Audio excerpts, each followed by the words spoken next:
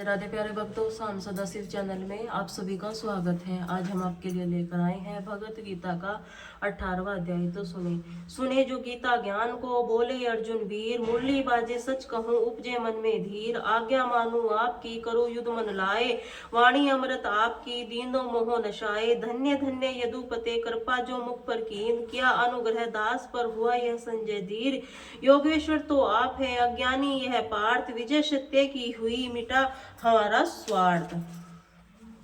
इसके पश्चात अर्जुन ने कहा, हे महाभाव, मैं अंतर में मेरी इच्छा अन्यास त्याग तत्व को अलग अलग जानने की है। भगवान ने कहा, कितने ही विद्वानों के मत से काम्य कर्मों का त्याग ही अन्यास है, और कुछ विवेकी पुरुषों का मत कर्म फल को त्याग ही त्याग है। कुछ पंडितों का विचार है कर्मों का द्वेष युक्त समझकर त्यागना चाहिए। इसके भिन्न दूसरे के विचार में यज्ञ दान इत्यादि कर्मों को त्याग न करना उचित है। हे भारत, त्याग के संबंध में हमारा निश्चय तो यह है कि त्याग सात्विक, राजस और तामस ऐसे 3 प्रकार के हैं।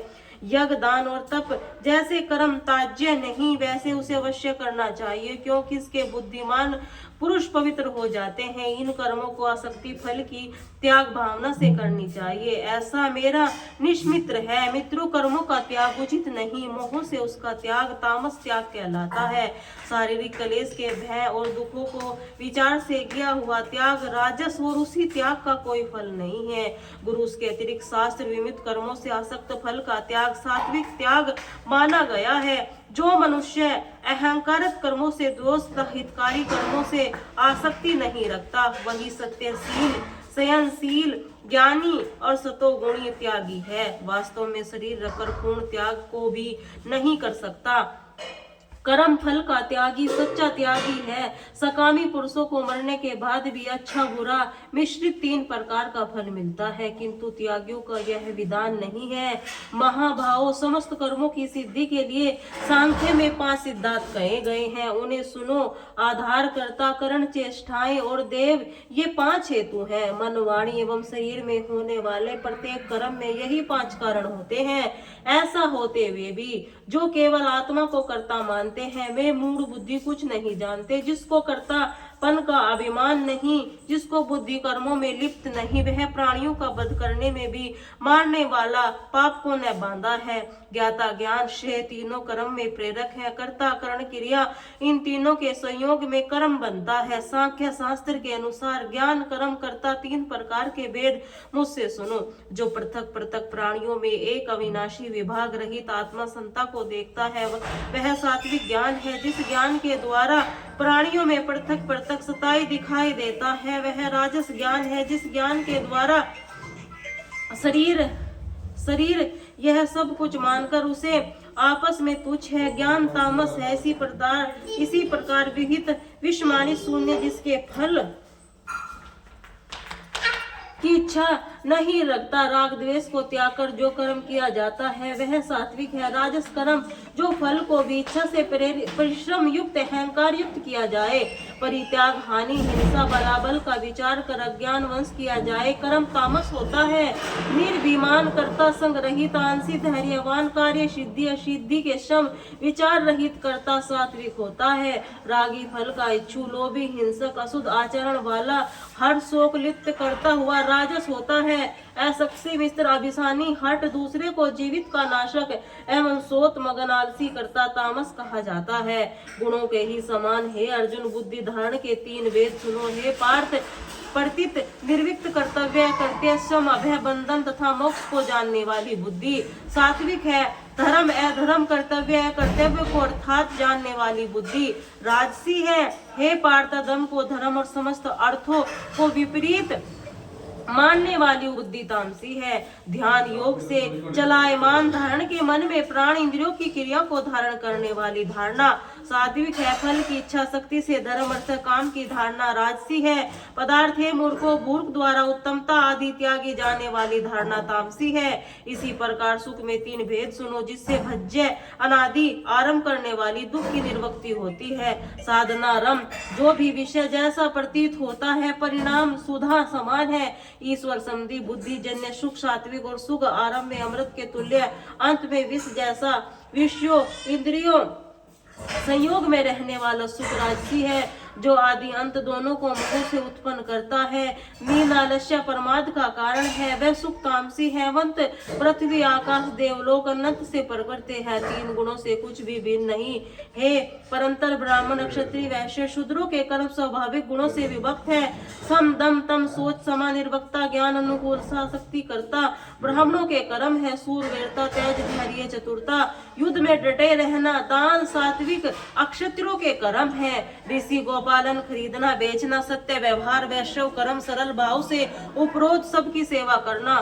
शूद्रों के स्वाभाविक कर्म है जो व्यक्ति अपने अपने कर्मों में रत रहकर सिद्धि प्राप्त करते हैं। जिन व्यक्तियों के अनुसार सिद्धि प्राप्त होती है वह भी सुनो, जिससे समस्त भूतों की उत्पत्ति हुई है, जिनके सब दृष्टि व्याप्त है। उन परमात्मा का अपने कर्मों में पूजन करके मनुष्य सिद्धि को प्राप्त करता है। दूसरे में श्रेष्ठ धर्म में अपना हीन धर्म ही सर्वोत्तम है। कारण है कि अपने स्वाभाविक कर्म से पाप में नहीं लगता है। को तन्य स्वाभाविक कर्म आदि दोष युक्त हो तो त्याज्य नहीं। कारण है कि सभी कर्म धुएं अग्नि की भांति दोष से ढके हैं। सर्वशक्ति त्यागी आत्मजनिक इच्छा रहित पुरुष संन्यास द्वारा स्वर कर्म निर्वित सिद्धि को प्राप्त होता है।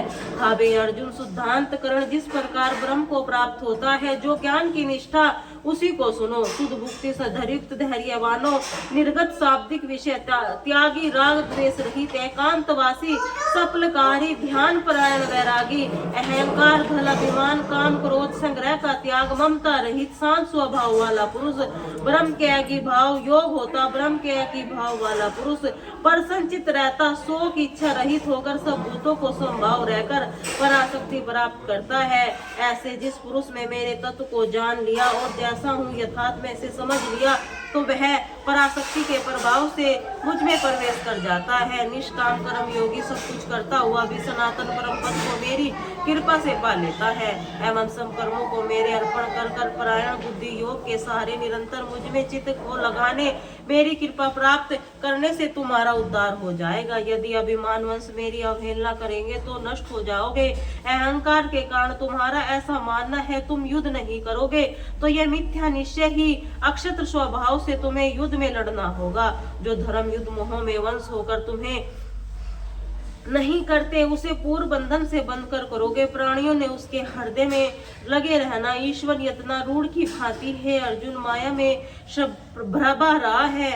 हंत भारत के इसी प्रकार पुरुषोत्तम शरण लो, जिसकी दया में परम शांति अविनाशी परम धाम को प्राप्त होगा। गुप्त रहस्य ज्ञान मैंने पूर्ण रूप से समझ लिया है। जैसे तुम्हारी इच्छा हो वैसा करो। इसके रक्ति मूढ़ ज्ञान कहूंगा उसे भी सुनो। तुम मेरे प्रिय मित्र हो इसलिए तुम्हारे हित की इच्छा से कहता हूँ। तुम मेरे को मन अर्पण कर दो, मेरे भक्त बनो, मेरे लिए यज्ञ करो, मुझे नमस्कार करो। मैं सत्य कहता हूँ तुम मुझे ही पाओगे क्योंकि तुम मेरे प्रिय सखा हो। यह धर्मों का परित्याग केवल मेरी शरण ग्रहण करो, समस्त पापों से मुक्त कर दूंगा, उसका सोच न करो। ऐसे इस गीता के रहस्यों के ऐसे पुरुष कभी न रखना चाहिए जो न तप करता हो न भक्त हो, जो सुनने की इच्छा न रखता हो, मेरा निंदक हो तथा जो सेवा भाव वाला भी न हो। जो इसी परम गोपनीय ज्ञान को मेरे भक्तों से कहेगा अथवा सुनेगा वैसे मुझे ही प्राप्त होगा। मेरे इस प्रिय कर्म को करने वाले पुरुष से बढ़कर मेरा प्रिय भूमंडल में न तो दूसरा होगा न ही हम दोनों को असंवाद रूप से इस गीता ग्रंथ को जो कोई पढ़ेगा मेरा मत है उसके द्वारा मेरा ज्ञान यज्ञ से पूजन होगा। जो श्रद्धालु दोष रहित दृष्टि वाला होकर उसे सुनेगा वह पाप मुक्त होकर शुद्ध कर्म करने वालों में श्रेष्ठ को लोक को प्राप्त होगा। हे धनंजय, क्या मेरा यह वचन तुमसे अगराचित में सुना है और क्या तुम्हारा ज्ञान है उत्पन्न हुआ, मोह नष्ट से गया? इसी प्रभाव प्रकार के पूछने पर अर्जुन बोला, हे अच्युत, आपकी कृपा से मेरा मोह नष्ट हो गया है, स्मृति प्राप्त हो गई है। अब स्वयं रहित होकर आपके आज्ञानुसार कार्य करूंगा।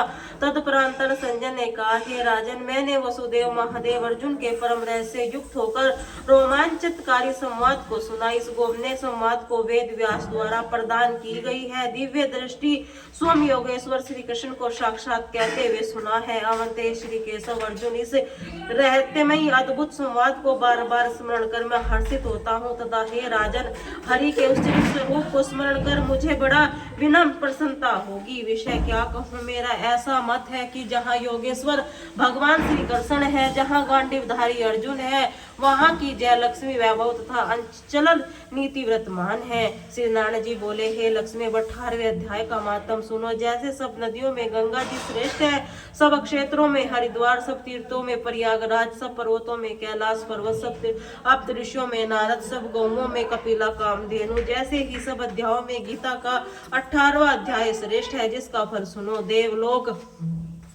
में इंद्र आपकी सभा लगाए बैठा था, उर्वशी नृत्य करती थी, सभी बड़ी प्रसन्नता से बैठे हैं। इतने में एक चतुर्भुज रूपधारी पदार्थ ले आए। इंद्र के सब देवताओं के सामने कहा, तू उठ, इसको बैठने दे। यह सुनकर इंद्र ने प्रणाम किया, उसने तेजस्वी को बैठा दिया। इंद्र ने गुरु बृहस्पति से पूछा, गुरुजी तुम त्रिकालदर्शी हो, देखो इसने कौन सा पुण्य किया है जिससे यह इंद्रासन का अधिकारी हुआ है। मेरे जानने से इसका कोई पुण्य व्रत यज्ञ दान नहीं किया, विशेष ठाकुर मंदिर नहीं बनवाया, तालाब कूप नहीं बनवाया, किसी को वैदान नहीं दिया। गुरु बृहस्पति ने कहा, चलो नारायण जी से पूछे। तब राजा इंद्र और ब्रह्मादिक सब देवता नारायण जी के पास गए। जाकर दंडवत प्रार्थना पूर्वक कहा, हे स्वामी संत सहायक रक्त वंशक, आपके विचार पदार्थों से चतुर्भुज तेजस्वी स्वरूप को लाकर मुझको इंद्रासन से उठाकर इसको बैठा दिया है। मैंने नहीं जाना इसमें कौन सा पुण्य किया है, मैंने कोई इसमें यज्ञ किए हैं न गुरु इंद्रासन अधिकारी आपने किया है, इससे एक नहीं किया। यह गुरु आश्चर्य। श्री नारायण जी ने कहा, हे राजन तू डर मत, अपना राज्य कर, इससे बड़ा गुहा उत्तम पुण्य किया है। इसका नियम था कि प्रतिदिन स्नान करके श्री गीता जी के 18वें अध्याय का पाठ किया करता था। इसके मन में भोगों की तृष्णा रही थी। जब इसने देव देही छोड़ी तो उसकी आज्ञा करी कि हे पदार्थ, तुम इसको पहले जाकर इंद्रलोक भोगने दो। जब इसका मनोरथ पूरा हो जाएगा, मेरी संयुक्त मुक्ति को पहुंचाओगे। तुम जाकर भोगों की सामग्री जमा कर दो। तब राजा इंद्र और सब देवताओं ने जाकर सब वस्तुएं भोगों की अग्रित की और कहा, इंद्रलोक के सुखों को भोगो। कुछ काल इंद्रपुरी में सुख भोग कर फिर नारायण की कृपा से वे संयुक्ति मुक्ति पाकर वैकुंठ का अधिकारी हुआ। श्री नारायण जी कहते हैं कि हे लक्ष्मी, ये शिव कहते हैं, हे पार्वती जी, मैंने ये 18वें अध्याय का महात्मन कहा जो तुमने श्रवण किया। बोले श्री राधे राधे।